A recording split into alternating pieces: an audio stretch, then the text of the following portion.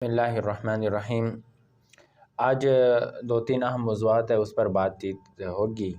ایک تو ابھی میں نے دیکھا ہے کہ جسٹس قاضی فائد عیسیٰ صاحب پارلیمنٹ کی اجلاس میں شریک ہیں، تو مجھے تو اس حوالے سے بڑی حیرت بھی ہے کہ ایک سپریم کورٹ کے جج پارلیمنٹ کی اجلاس میں شریک ہیں۔ گو کہ ایک خصوصی اجلاس ہے، ایک معمول سے ہٹ کے اجلاس ہے، کچھ دوسرے جو اراکین نہیں ہیں، مثلا گورنر ہیں یا کوئی سابقہ کوئی ممبران ہیں یا ممبران نہیں ہیں، کسی وجہ سے بھی وہ شریک ہیں، لیکن ایک تاثر تو باہر آ جائے گا کہ وہ حکومتی بینچوں پر بیٹھے ہوئے ہیں۔ آپ کس نظر سے دیکھ رہے ہیں اس کو؟ دیکھیں، اگر پاکستان کے سیاسی جو موجودہ حالات ہیں اس میں تو اگر ہوا بھی چلتی ہے نا، مشرق سے چلی ہے تو وہ کہتے ہیں یہ مغرب والوں کی سازش ہے، اور مغرب سے چلی ہے مشرق والوں کی سازش ہے۔ اور پھر قاضی فائز عیسیٰ جیسے آدمی کا اس اجلاس میں جانا وہ تو ضرور شمار ہوگا کہ جی یہ دیکھیں تانے بانے، اور ایسا سمجھو یہ جج نہیں ہے، یہ تو کوئی پارلیمنٹیرین ہے۔ بیسیکلی آج کا اجلاس ہے گولڈن جوبلی اجلاس، آئین کو بنے ہوئے جو 50 سال مکمل ہوئے ہیں، تو اس پہ خراج تحسین پیش کرنے کے لیے، اور اس آئین کی باقاعدہ مطلب وہ کہیں کہ قوم کے سامنے بھی ایک 50 سال اس کی تقریبات ہیں، جشن دستور کا، تو اس میں پھر ان کو ایک خصوصی حیثیت سے دعوت دی گئی ہے ان کے والد کی وجہ سے۔ اچھا، جو کیونکہ اب تیسری نسل پہنچ چکی ہے پارلیمنٹ کے اندر، جنہوں نے یہ آئین بنایا تھا ان کی تیسری نسل پارلیمنٹ کے اندر موجود ہے، یا ملک کے کسی اہم شعبے میں وہ خدمات سر انجام دے رہی ہیں ان کی تیسری نسل، تو ان کو اپنے آباء و اجداد کی اس کہیں کہ جو خدمات تھی اس تناظر میں بلایا گیا ہے۔ تو فائز عیسیٰ صاحب کے جو والد تھے قاضی عیسیٰ صاحب، یہ بلوچستان کے محسن بھی تھے۔ پاکستان کے ساتھ جو ایفیلیشن تھی بلوچستان کی، تو اس کے کرانے میں یہ مرکزی آدمی تھے، اور پاکستان مسلم لیگ مطلب نہیں، آل پاکستان مسلم لیگ کا ہے، جو پاکستان بننے کے بعد پھر کئی حصوں میں بٹ گئی، آل مسلم لیگ تھی، تو اس کے بھی وہ مرکزی شورا کے ممبر تھے۔ اور جب مسلم لیگ کا جو دستور تشکیل دیا جا رہا تھا تو اس میں بھی انہوں نے مرکزی اس کی حیثیت سے مطلب وہ داخل رہے تھے، وہ کہہ رہے تھے کہ 12 رکنی کمیٹی میں وہ شامل تھے۔ ہاں جی، تو اب جب آئین میں پاکستان بنا تھا تو اس میں بھی ان کا کردار رہا، اس وجہ سے آج ان کی جو یہ حاضری ہے اس اہم اجلاس کی وجہ سے ہے، باقی اس کا کوئی تعلق نہیں ہے کہ ایک جج کا پارلیمنٹ۔ بہرحال اس پہ ایک پروپیگنڈا تو چلایا جا سکتا ہے نا، پروپیگنڈا، امکان ہے۔ ہاں جی، آپ دیکھیں کہ پروپیگنڈے کی ہی اگلی ہم اپنی بات بھی اسی طرف لے کے جاتے ہیں کہ ایک ایس ایچ او کی ڈیتھ ہوتی ہے اور اس ڈیتھ کو جوڑا جاتا ہے سیاست کے ساتھ۔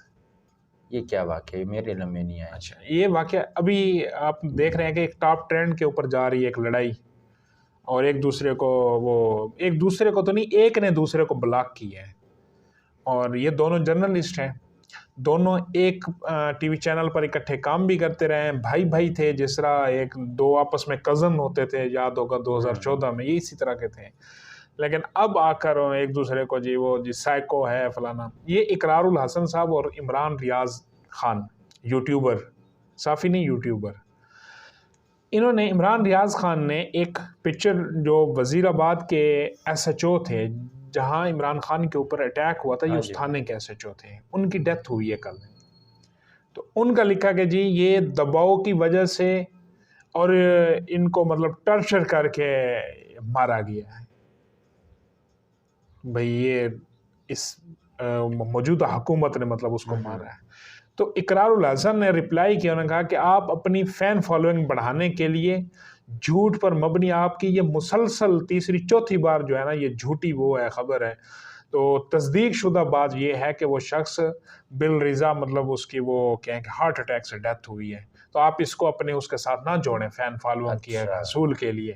تو یہاں ان کی آپس میں ٹکر ہو گئی، اور عمران ریاض خان نے بجائے اس کے کہ ان کو بلاک مار دیا۔ اچھا، ہاں جی، یہاں پر ابھی انجینئر علی میزن ان کے خلاف توہین مذہب کا مقدمہ ہوا، جو انہوں نے ایک ٹاک شو میں ایک بات کی تھی پروگرام میں، تو اس کو بھی اب جب مقدمہ ہوا تو اب اس کو بھی اس کے ساتھ جوڑا جا رہا ہے کہ چونکہ انہوں نے اسٹیبلشمنٹ کو تنقید کا نشانہ اور بنایا، عمران خان کے خلاف کے حق میں بیان دی ہے، تو اس وجہ سے ان کے اوپر حالانکہ انہوں نے تو حضرت امیر معاویہ رضی اللہ تعالیٰ عنہ اور ان کے حوالے سے پہلے جو کچھ ہو چکا تھا ابتسام الہی ظہیر صاحب تو اس وقت وہ چلے گئے تھے ایف آئی آر کروانے کے لیے، معلوم نہیں اس پہ ہوئی تھی یا نہیں ہوئی تھی، لیکن ابھی وہ ہو چکی ہے۔ لیکن یہ تو پھر دیکھیں نا، ایک عام معاشرے میں اگر ہم عام جائزہ لیں تو ایک انتہائی گری ہوئی نیچ حرکت شمار ہوتی ہے نا، کہ آپ ہر چیز کو آپ اس رخ سے دیکھ رہے ہیں۔ ہاں جی، یعنی ایک متعصبانہ رویہ ہے آپ کا، اور پھر جب کچھ معاملہ ہوتا ہے تو آپ کہتے ہیں میں صحافی ہوں۔ چلو عام سپورٹران جو کرتے رہے وہ کرتے لیکن ہیں، ایک اپنے آپ کو جو ایک بڑا صحافی شمار کرتے ہوں تو وہ بندہ یہ حرکت کرے۔ اچھا، ارشد شریف کا جب قتل ہوا تھا، سب سے زیادہ جو میڈیا کے اوپر مطلب یہ جو گینگ تھا نا یوٹیوبرز کا 5 کا گینگ ہے، یہ وہی ہیبرڈ گینگ۔ ہاں جی بالکل۔ تو انہوں نے اس کے اوپر ہر اس اینگل سے اس کو ثابت کرنے کی کوشش کی، شہباز شریف کے اوپر، D G I S I کے اوپر، اور مختلف مطلب جنرل باجوہ کے اوپر، سارے صرف بس اسی بات پہ یہ نہیں چاہتے تھے کہ شواہد معلوم ہو، قتل کی تفتیش ہو، یہ کہتے تھے کہ ان کے اوپر ایف آئی آر ہو، اور بس ان کو وہ کیوں کہ پیچھے خیش تھی عمران خان کی۔ بالکل، جب آپ اس طرح کی حرکتیں کرتے ہیں تو پھر آپ کے خلاف جب کوئی ایکشن لیا جاتا ہے تو صحافی بن جاتے ہیں۔ حملہ ہوا تھا نا تو اس وقت اس نے ایک کہانی گھڑی تھی کہ تقریباً 3-4 گھنٹے گزرے تھے۔ کہانی کیا گھڑی کہ 3 جگہ پر عمران خان کی گاڑی کو غلط رستے پہ لے جایا گیا، وہ اس طرح بھلانے کی کوشش کی گئی، اور مطلب ایک عجیب سی کہ ایک بندہ یہ ساتھ ہی تھا، وہاں پر موجود ہی تھا، اور بعد میں جو سیکورٹی ساتھ تھی اور جس کی سیکورٹی ساتھ تھی انہوں نے سلائی، وہ کہہ رہے تھے کہ میں خود ساتھ تھا، ایسی کوئی بات بھی نہیں ہوئی۔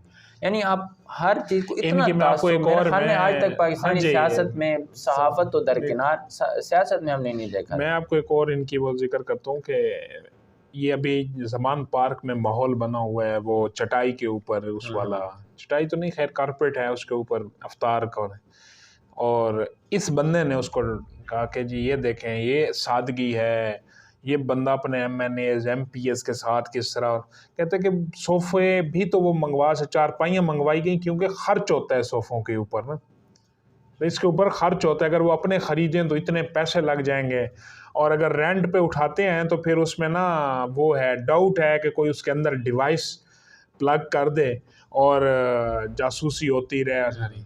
میں خود مطلب میں ایک عام آدمی تھا، میں کہا کہ یار یہ بندہ اس لیول کے نہیں ہے۔ پہلی بات یہ کہ خرچ کتنا ہوگا، یہ جو آپ 3 ماہ سے وہاں پر اتنی بڑی فورس بٹھا کر بیٹھے ہیں تو یہ فری آف کاسٹ بیٹھی ہے بس۔ ہاں، اور آپ کا جو کھانے کے اخراجات آپ ان پہ کر رہے ہیں، آپ کی جو روز نئی گاڑیاں آ رہی ہیں، نئی گاڑیاں ہیں، پھر آپ جو یہ کر رہے ہیں جلسہ جلوس کر رہے ہیں، یہ مفت میں ہو رہے ہیں۔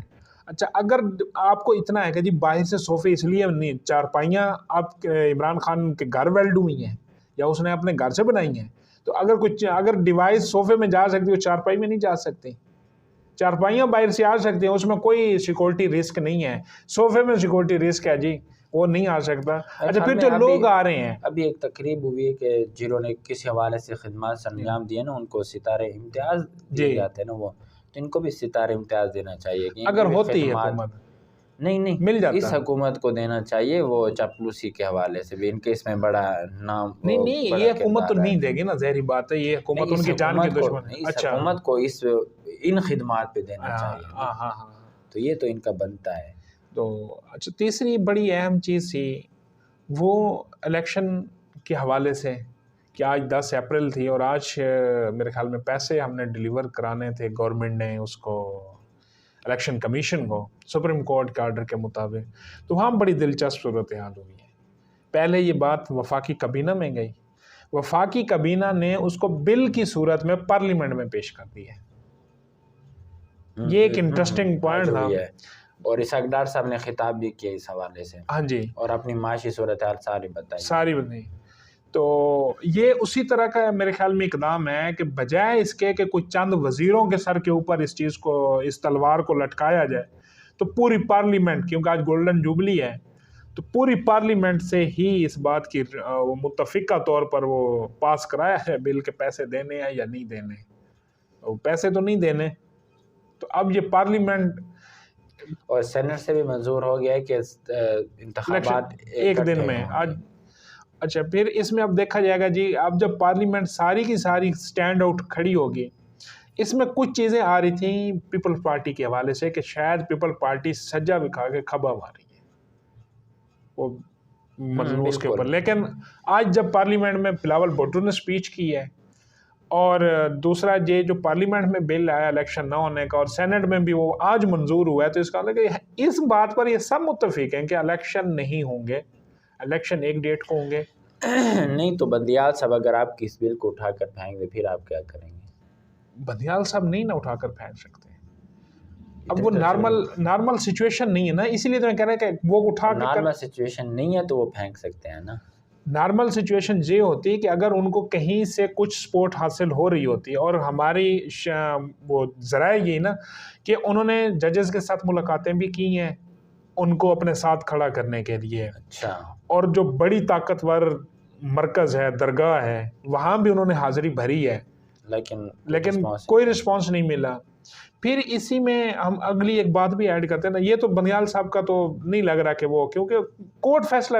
اچھا پھر اگر ان کا کچھ ہوتا، کل جیسے ہی ان کا اپلوڈ ہوتا ہے فیصلہ قاضی فیض عیسیٰ صاحب کا، تو اس کو ڈیلیٹ کرا دیا جاتا ہے 2-4 منٹ بعد سپریم کورٹ کی ویب سائٹ سے، اور جس میں انہوں نے لکھا تھا متکبرانہ آمریت کے فیصلے جو ہے کمرہ عدالت سے جاری ہوتے ہیں، تو اس کو ڈیلیٹ کرا دیا گیا. بھئی اس کے ڈیلیٹ کرانے کا کیا فائدہ ہے اور کیوں کرایا گیا ہے؟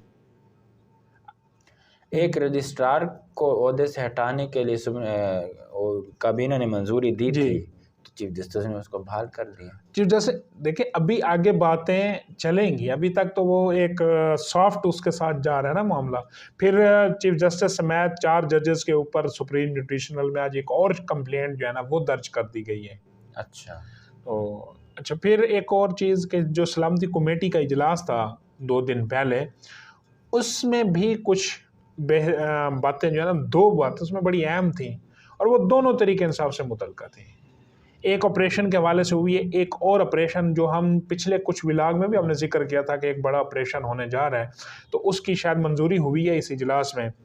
تو اس کے اوپر آپ لوگ کہہ رہے ہیں کہ جی آپ لوگوں نے ہی اجلاس میں یہ بات طے کی ہے کہ کسی شخص کی امابر بغیر کسی پالیسی کے مذاکرات کیے گئے تھے، ایون کہ کچھ انتہائی اہم دہشت گردوں کو چھوٹ دی گئی تھی، چھوڑا گیا تھا. اب تو یہ ساری دنیا جانتی ہے. نہیں، یہ سلامتی کمیٹی کہ اس کے اندر ہے. اچھا اس کے اندر، ہاں اس کے اندر بھی کہا گیا کہ کسی شخص کی ذاتی اس کے حوالے سے ہوئی ہے. تو وہ جنرل فیض کے بارے میں تھی اور عمران خان کے بارے میں بات تھی ڈائریکٹ.